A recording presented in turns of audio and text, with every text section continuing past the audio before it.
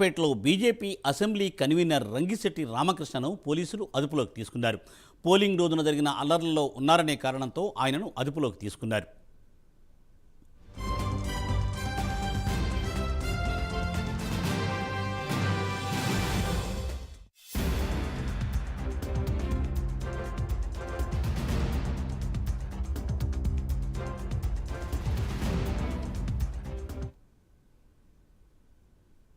శ్రీకాకుళం జిల్లా రణస్థలం మండలం కొండములగంలోని ప్రభుత్వ ఆసుపత్రిలో ఓ తాగుబోతు వీరంగం సృష్టించాడు.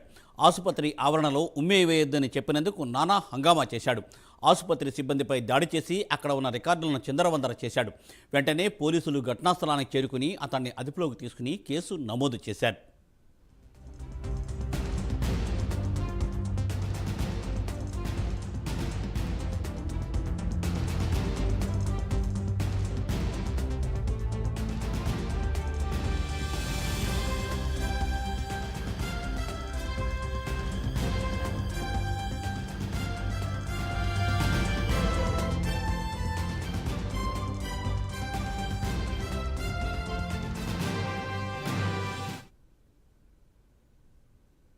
ఎన్టీఆర్ జిల్లా నందిగామలో అసాంఘిక శక్తులపై ఉక్కుపాదం మోపుతున్నారు పోలీసులు.